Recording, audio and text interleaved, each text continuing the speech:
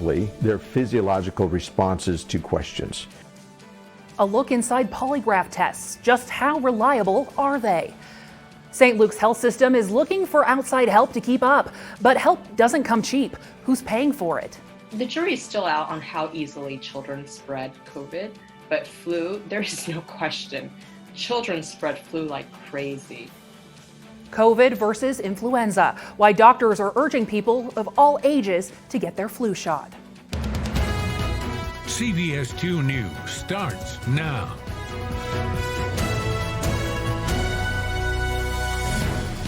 Welcome to CBS 2 News at 5:30. I'm Sarah Jacobsen, filling in for Brian Morin. Now, if you want to find out if someone's lying, there's the polygraph test. It's been controversial over the years, but the criminal justice community seems to believe in the results. CBS 2's Erica Lee is live at the Ada County Courthouse to explain why they're more reliable than ever. Yeah, Sarah, polygraph tests are backed by science and they're used to clear a variety of issues. For example, before joining the police force, cadets have to pass a test, and couples often turn to polygraph tests when they have trust issues in their relationships. Timothy Davidson is now a polygraph examiner after 27 years with the Idaho State Police. He has examined paroled sex offenders, defendants in court cases, and more. Davidson explains how they work. Simply, they're physiological responses to questions. And so blood pressure, changes in blood pressure. I'm not measuring blood pressure, but changes in blood pressure. Blood volume changes. So your vessels change size.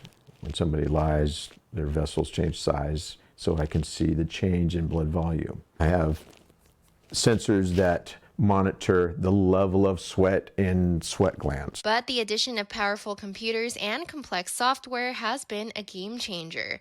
However, he says a polygraph test shouldn't be the only determining factor to decide what to do with someone's life. Yes, there's science that backs it, but it's a tool, and it shouldn't be the only thing that's used to make a decision. And I think, my personal opinion, without going into the legalese of it, I think that is a primary factor why it's not. Now, there's case law that establishes all that. So if you do agree to take a polygraph test, the best advice is to tell the truth.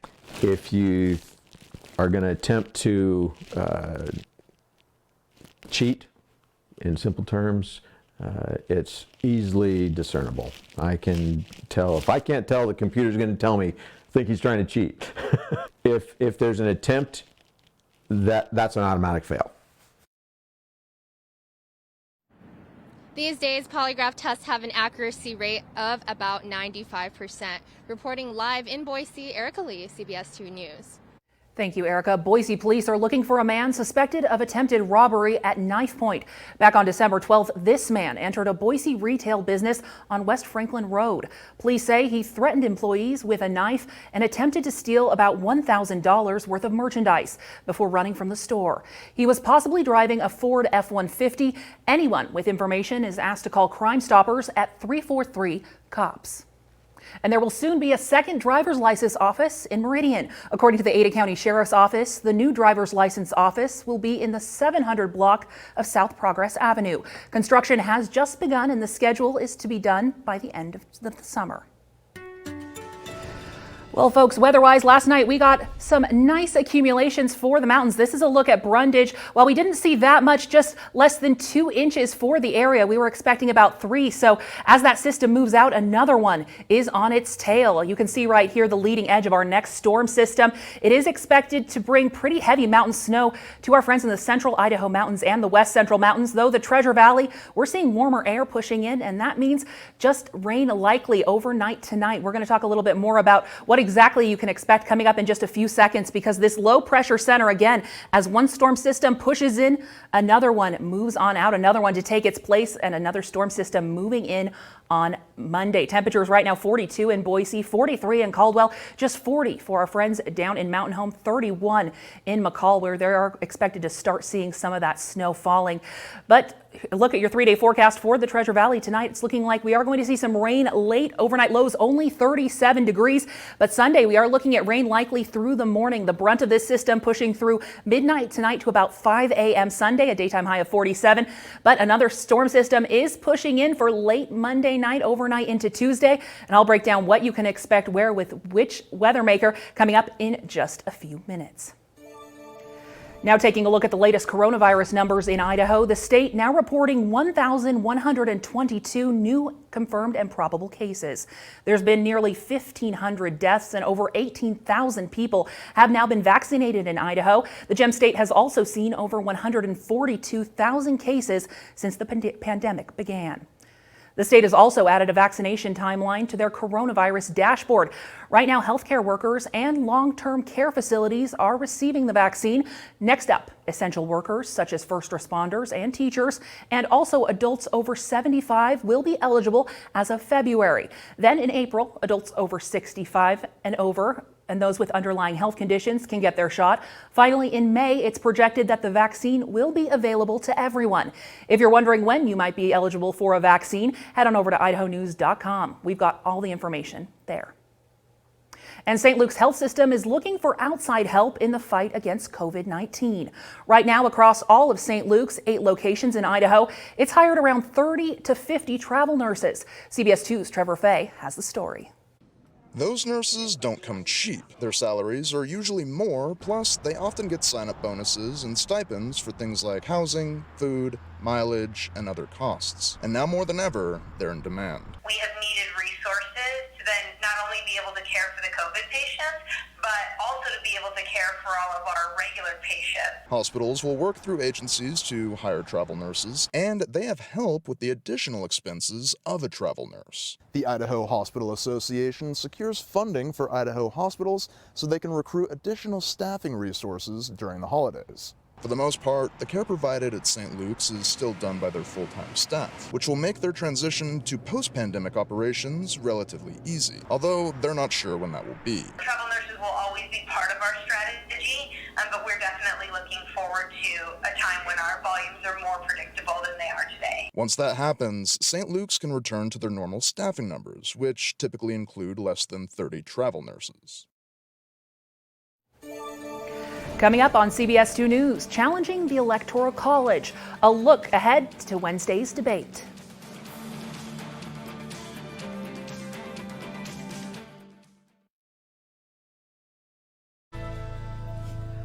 Well, happy Saturday to our friends in Jordan Valley, Oregon. Overnight tonight, we are looking at this next weather maker at a late rain-snow mix moving through the region. It is expected to move over to rain overnight as slow levels slowly lift, an overnight low of just 32 degrees, so right on that freezing mark.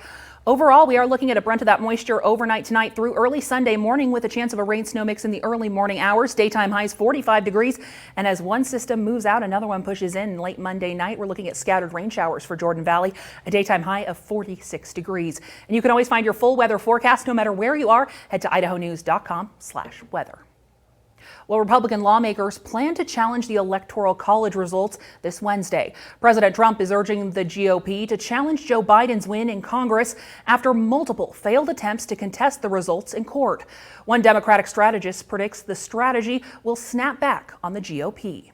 Mitch McConnell has come out and told the Republican leaders not to support this, and I think it's really going to hurt them. As many as 140 House Republicans are expected to call for the debate on the election results. That's according to CNN. This after President Trump's own Department of Homeland Security has called the election the most secure in American history. Well, hey folks, I hope you're having a good day out there. Our next weather maker right on our heels. We are starting to see some moisture pushing into the west central mountains over to the southwestern Idaho side, eastern Oregon. Already seeing some light snow falling. This next weather maker Saturday evening through Sunday morning. We're expecting heavy mountain snow, valley rain. Our daytime highs are continuing to warm on up, but the mountains expecting heavy snow anywhere between 8 to 12 inches. The west central mountain anywhere between 3 to 7 inches, while our friends in the Boise Mountains seeing a little bit less, about 1 to 3 inches possible. But for the Treasure Valley, once again, overnight lows are sitting above that freezing mark. So possible for some to see a wintry mix down in just the crest of the foothills, but it is looking like mostly rain for the Treasure Valley. But this is a look at our satellite and radar right now, starting to see that moisture pushing into our northern mountains. Mountains, West Central Mountains, and the Central Idaho Mountains. That's ahead of that next weather maker, and the brunt of this moisture should fall again between midnight Saturday and 5 a.m. Sunday. A look outside right now, mostly cloudy skies out there. We are going to see some gusty conditions overnight tonight and early tomorrow morning for your Sunday, so keep that in mind if you are going to be traveling to church. But overall, low temperatures overnight tonight, 39 for the Boise area. This storm that we're seeing has some subtropical moisture origins. That's why we're warming up once again, unseasonably warm. Overnight lows normally well below this mark, but still looking at seeing some pretty heavy snow falling for our friends up in the mountains. Our precipitation forecast for the Treasure Valley again tonight, it is pushing in late overnight tonight. We are expecting it to hit the Treasure Valley by about 11 midnight, but Sunday we are expecting rain likely for the early morning hours. We will see a lull in activity in the afternoon to early evening, and then our next weather maker, it pushes in for Monday, looking at scattered rain showers for the Treasure Valley. After that, we will start to see some of that moisture move out of the region. But for our mountains, it's looking like they will see quite a bit of heavy snow heading their way. A winter weather advisory in effect 5 o'clock Saturday through Sunday at 5 o'clock. Again, the brunt of that moisture midnight tonight through 5 a.m. on Sunday. But we are looking at the West Central Mountains, seeing anywhere between 3 to 7 inches in snowfall accumulations, where the Boise Mountains could see anywhere between 1 to 3 inches. Our highest peaks, however, seeing anywhere between 8 inches to possibly a foot. So definitely nice news for our snowpack. Let's time this out. Again, most of that moisture will be pushing in overnight tonight. This is by midnight tonight, continuing through the early morning hours and pushing out by about noon, 1 o'clock on Sunday afternoon. Still some lingering moisture for our friends near the Sun Valley area. But again, that system moves out, mostly cloudy skies. Our next one moves in overnight Sunday into Monday during the day. And it looks like we will see scattered rain showers throughout the day on Monday before finally clearing out by Monday evening. But snow levels are quickly going to be rising. Right now, they're sitting about 3,000 feet for this weather maker, but they're expected to move up to 4,500 feet by early tomorrow morning. So keep that in mind. This is a look at your 7-day forecast. So definitely expecting rain likely early tomorrow morning. We are going to see a lull in activity during the day ahead of another weather maker pushing in on Monday, bringing once again valley rain, daytime highs of 46. But here's a look at the mountains, because they are going to be seeing some heavy mountain snow pushing through. Great news for our snowpack this time of the year, but be ready if you are going to be on those roads. It will be a little slick. So Sunday morning, again, some morning snow above the 4,500 foot mark. This storm system tonight is expected to mainly affect those above 5,000 feet, but overall those 4,000 and above still expecting some of a wintry mix pushing through. So snow on Monday once again, a lull on Tuesday, and then another weather maker on Wednesday, and then again heading into Friday. It's going to be a great week ahead for our friends in the mountains. I know skiers and snowboarders very excited for a little bit more mountain snow, and our snowpack definitely needs it for this time of the year. You can always find your full weather forecast. Head on over to idahonews.com/weather. And still to come on CBS 2 News, coronavirus and the flu. Why doctors are so concerned about the possibility of co-infections. Coming up this week on Full Measure, during the Cold War, there was, of course, the nuclear arms race, but today there's a lesser-known race that's taking us to the bottom of the ocean. In our cover story this week, we'll tell you why we need the rare minerals that can be found beneath the ocean, and we'll talk about the boost that they can provide for our technology and our weapons, and how this impacts our relationship with China. Also, billions of dollars are being spent on coronavirus relief, and as you can probably imagine, with big spending comes a big chance for fraud. We'll follow the money and the criminal charges that are spreading from the pandemic. All that coming up this week on Full Measure.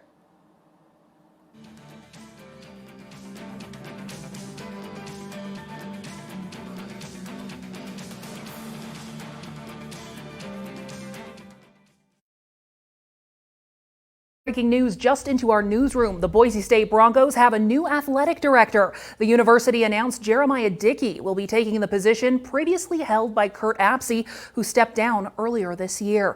Dickey comes to Boise from Baylor University, where he served as associate vice president for intercollegiate athletics since February of 2017.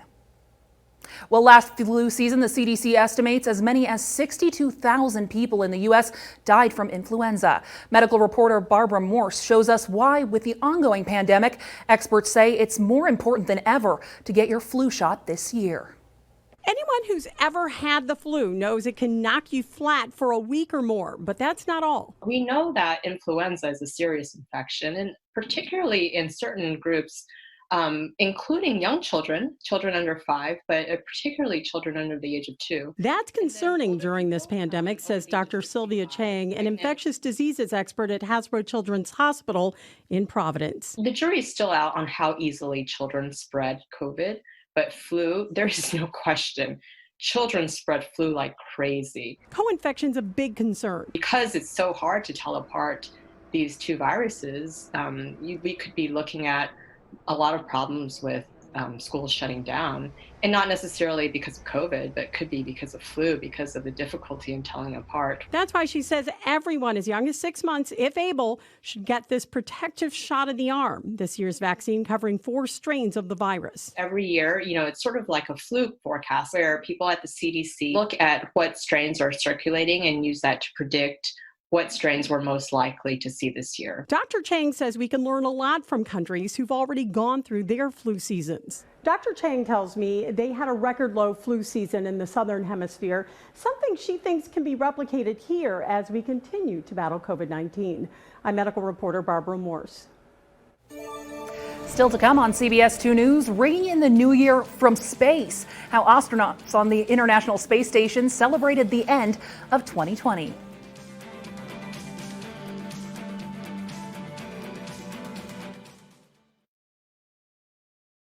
Hawkins. We hope you'll join us Monday morning for CBS 2 News this morning. Starting at 5 a.m. 3, 2, 1, Well, take a look at this. Some folks in Meridian spent 15 hours to build the state's second largest potato drop to ring in the new year. And of course, there were fireworks. Thank you, Leah, for sending this in. Too fun. Well, crew members on the International Space Station also rang in the new year, but with a very different ball drop on Thursday night. In space, of course, there's zero gravity, so the globe they used for the ball drop, it went up, not down.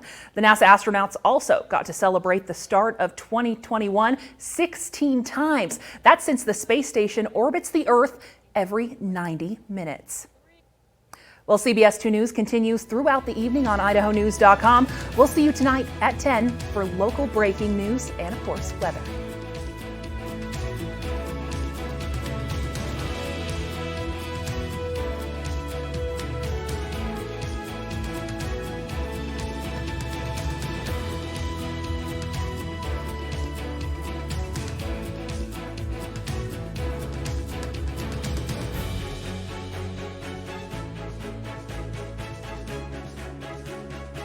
Take the news with you on the radio, 670 KBOI. And for news and information 24 hours a day, click on idahonews.com.